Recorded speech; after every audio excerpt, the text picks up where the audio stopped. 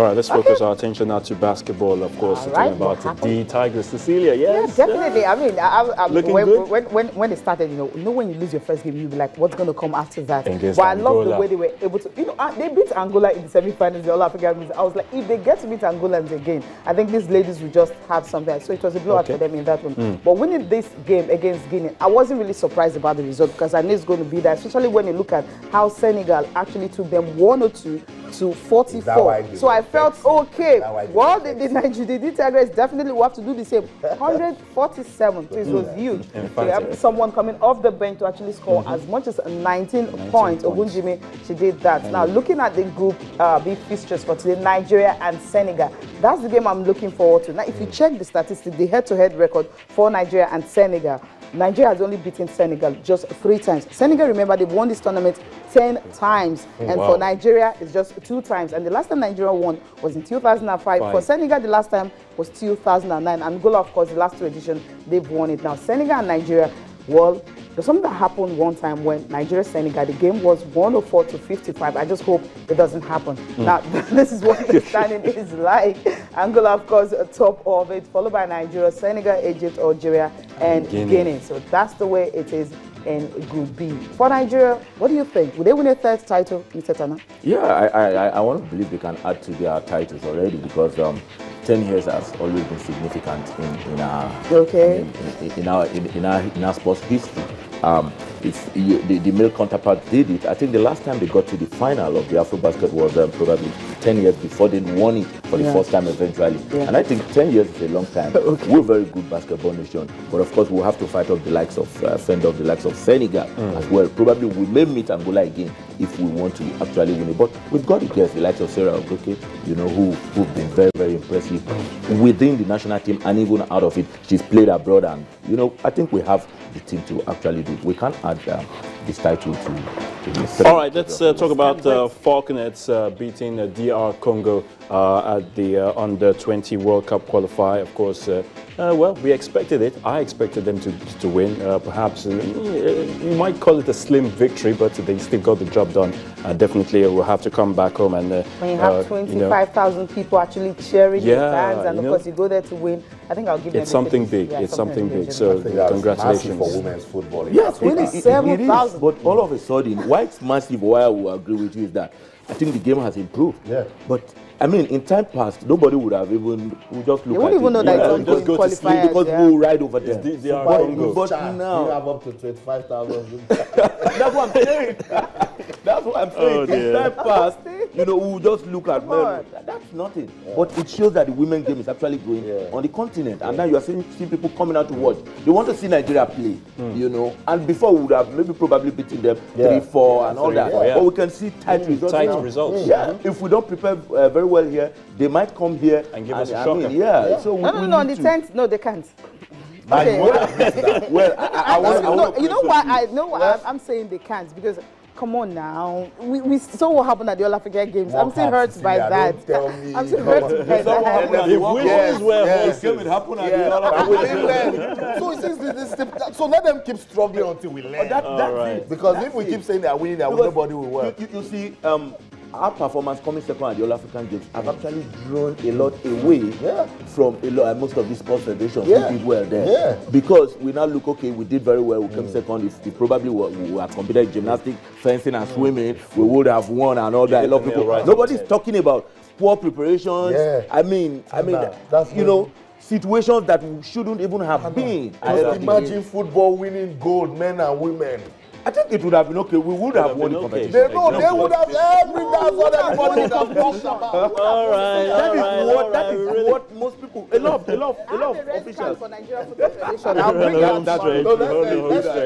tomorrow. Let's just make this appeal. We like what DR Congo did with women's football. The Nigerian Football Federation should start working towards ensuring that we have that same amount of people at the stadium when we play on October the 10th. Put incentives that make people come out.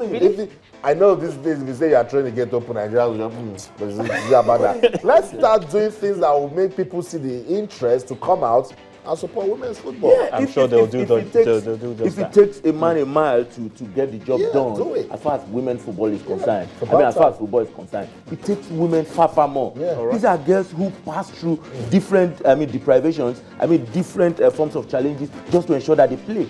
And in the last few years, they've done far better than our men's team. Okay. But nobody is doing anything to actually let these girls realize that what you're doing is appreciated. I think they're actually bringing it down right now. I think the standard is so NFL, please do the needful for our women national team. Well, thank you so much, Tana, for spending time with us on the show today. We do appreciate you very much. always on the show.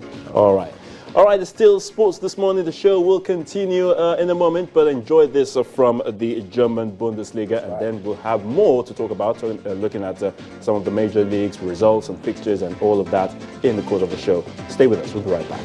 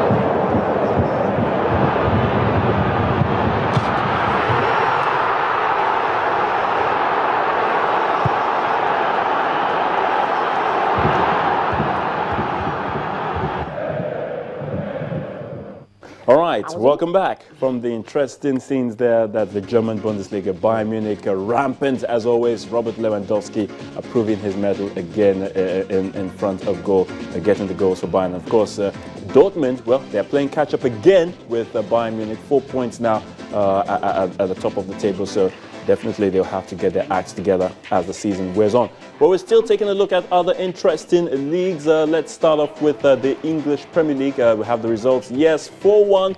It finished Tottenham over Manchester City. Harry Kane finally getting on the score sheet for Spurs. Leicester, 5-2.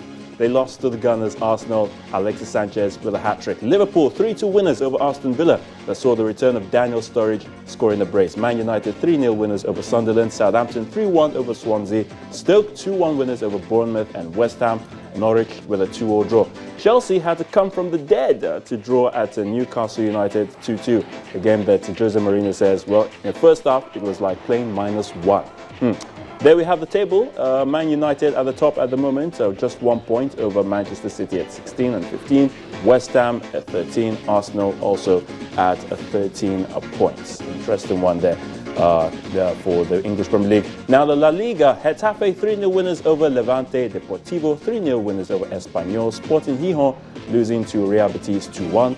Eibar and Celta Vigo. For Celta, you know, they beat Barcelona 4-1, going to Eibar, and they were struggling.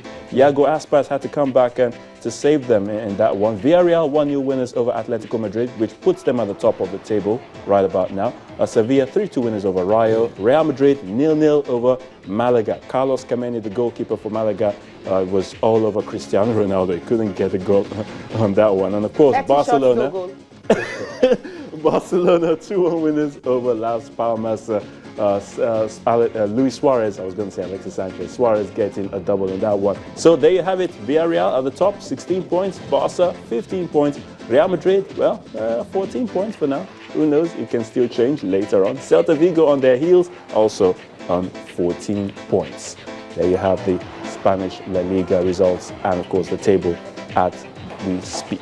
Okay, none of the results were actually special, except the fact that Aubameyang, of course, scoring twice and becoming the only player in Bundesliga history to score in the first 5 matches of the season. I think that's what I'm saying. Of course. And of course, do you think that guy is sometimes from underrated? Pierre-Emerick Aubameyang. I think he's underrated. Yeah, definitely. Anytime. Because all attention was actually focused on Lewandowski. 100 Bundesliga goals in 168 games. I think Borussia Dortmund, just imagine having the 2 of them up front. Striking for I think now they'll be regretting why did they even allow him. No, they used to make money off their players, so it's no more. Maybe Aubameyang next thing. There is a level you play, you just have to leave a particular club. Yeah, and I think should Pep Guardiola lead Bayern Munich, and I think Jurgen Klopp will definitely be the next coach of Bayern Munich. And we need to mention the injury to Lionel Messi in that game against Las Palmas. He's expected to return. For a player who hardly gets injured. Yeah, I think it's second injury in 3 years. In 3 years. I think about the 4th minute. Yeah, 3rd minute. To go on. Couldn't, and in the 10th minute, I've got come on, you're human, so just go rest for 8 weeks. He has to come back for. He might be back for their Clasico. He might be back for their Clasico. I think he's going to meet about Real Madrid. 8 matches. Yeah, 8 matches. 5 Bundesliga and Key 3 matches. UEFA Champions League. I mean, Villarreal right now, if you look at the Bundesliga, I think the fans just snap it and keep it in the room because I'm not sure that's going to happen again. Villarreal at the top right now, and definitely they're going to play Villarreal without Lionel Messi. What this means is Neymar and Suarez need to up their game. They just have to. And their defense need to think. I think Luis Enrique have a whole lot of job to do because that back line is totally nothing. Celta Vigo 4-1 Barcelona. I thought the result was actually fake, like Jose Mourinho, because there's some results you look at, you feel, no, this is not real. This is a fake. But by the end of the day, it's actually real. Do something about your Super Falcons back line. Super Falcons problem is, I think Nigerian football, I'm going to say this, Nigerian football, I'm sorry, it's actually a problem of the Super Falcons. They have never been this bad. So Nigerian football federation, He'll eat his words. He'll eat his words later. Cecilia says it's about you pinning. I didn't mention any name. I said Nigerian Football Federation. Hey, where's my red card? I'll bring it tomorrow. All right.